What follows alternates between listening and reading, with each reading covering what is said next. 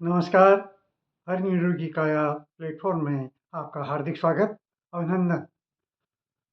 साथियों, प्रातः के 7 बजकर 20 मिनट हो गए हैं और सुबह सूर्योदय के बाद और 8 बजे से पहले एक अद्भुत तकनीक जिसको हमें करनी है, हमें अपने जीवन में अपनाना है, उसको लेकर मैं आपके सामने आ रहा हूँ। यह है डायनामिक मेडिटेशन। डायनामिक मेडिटेशन का मतलब है कि यह एक ऐसा मेडिटेशन है जिसमें शरीर और मन दोनों में एक तारतम्य बनता है और दोनों में हरकत होती है। जब हम एक दूसरा उस तरह का मेडिटेशन करते हैं, सुप्त मेडिटेशन जिसको कहते हैं, उसमें बैठ जाते हैं ध्यान में, साँस पे ध्यान देते हैं, हमारी आत्मा शुद्ध होती है, हमारा मन शुद्ध होता है, लेकिन शरीर में एक ऊर्जा अवश्य जागृत होती है, परंतु शरीर में जो हीलिंग जिसको हम कहते हैं या शरीर में जो एक्टिविटी होनी चाहिए, वो नहीं होती है। इसलिए एक डायनामिक मेडिटेशन का जो प्ले तकनीक है, वो अद्भुत है, अनोखा है।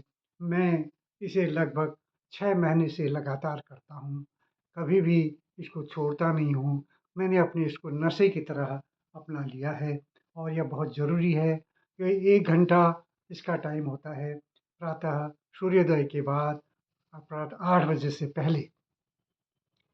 क्योंकि जब प्रकृति में लालिमा छाती है, प्रकृति में ऊर्जा जागृत होती है, तो वही समय है कि हम अपने शरीर में भी ऊर्जा जागृत करें। साथियों, एक अपना अलग स्थान चयन कर लें कमरे में और वो एकांत हो, उसमें कोई डिस्टर्बेंस ना हो। हो सके तो कमरे को बंद कर लीजिए, हवा के लिए खिड़कियाँ खोल दीजिए और आप इसको करना है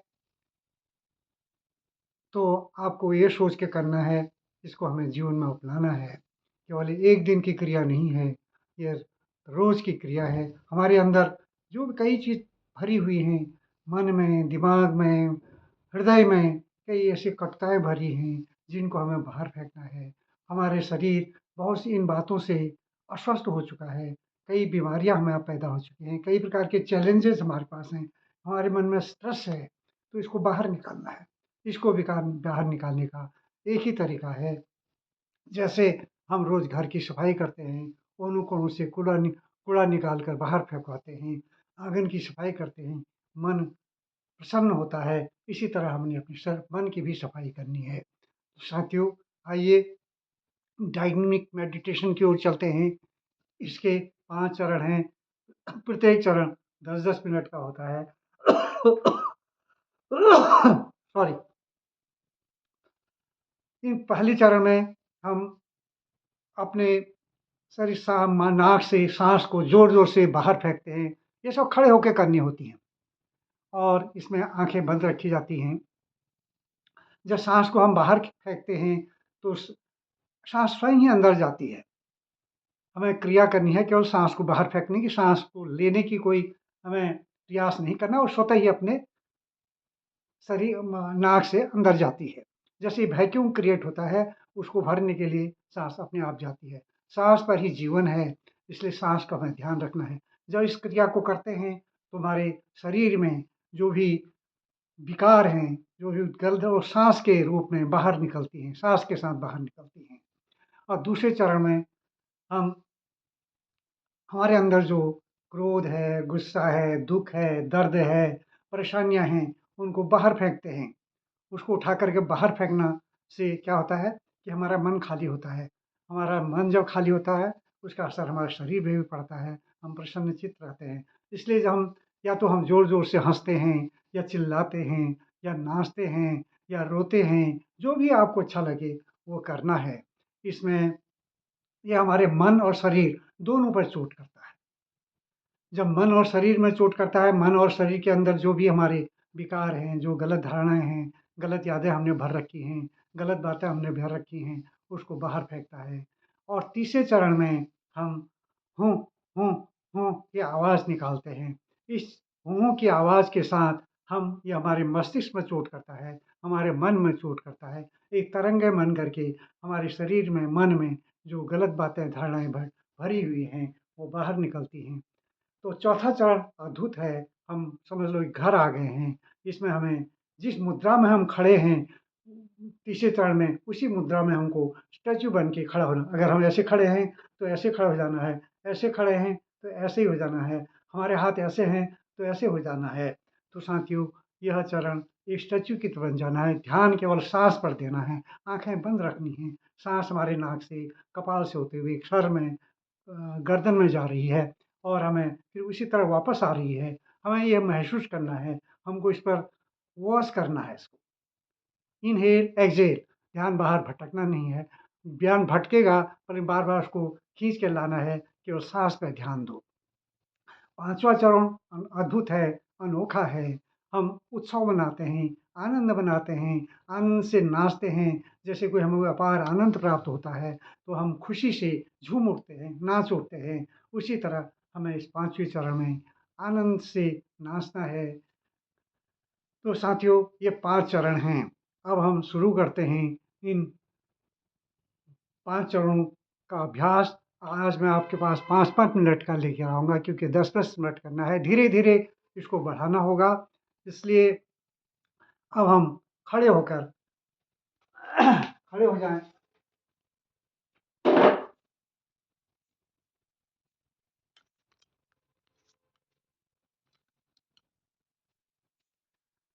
आपको एक बैकग्राउंड में कुछ संगीत सुनाई देगा। उस संगीत के साथ हमें योग ध्यान करना है। ये ध्यान है, इसको कोई भी एक्सरसाइज ना समझे। ध्यान इसलिए है कि आँखें बंद करके करते हैं। आँखें बंद करके करते हैं तो अंतर्मुखी होते हैं। हमारा शरीर के हर हरकत को हम देखते हैं। हम अनुभव करते हैं, ऊर्जा जनरेट हो रही है, हमारे शरीर में फैल रही है। तो यह ध्यान है, इसको व्यायाम न समझें। व्यायाम है बेशक, ये व्यायाम भी है, क्योंकि हमारे शरीर में एक ऊर्जा जागृत होती है और उसी हिसाब से तो उठिए। अब हम सबसे पहले ये संकल्प लेते हैं। मैं प्रभु को साक्षी मानकर संकल्प लेता हूँ कि ध्यान में अपनी पूरी शक्ति लगा दूँगा, पूरी शक्ति। मैं ईश्वर को साक्षी मानकर संकल्प लेता हूँ कि ध्यान में अपनी पूरी शक्ति लगा दूँगा, पूरी। मैं ईश्वर को साक्षी मानकर संकल्प लेता हूँ कि ध्यान में अपनी पूरी शक्ति लगा दूँगा, पूरी। भगवान ईश्वर तो आपके संकल्प को ध्यान में रखता है। आप अपने संकल्प को ध्यान में रखें। तो साथियों, आओ हम इसका पहला चरण आरंभ करते हैं। आँखें बंद रखनी हैं और ध्यान केवल अपनी भावना पर देना। और आपको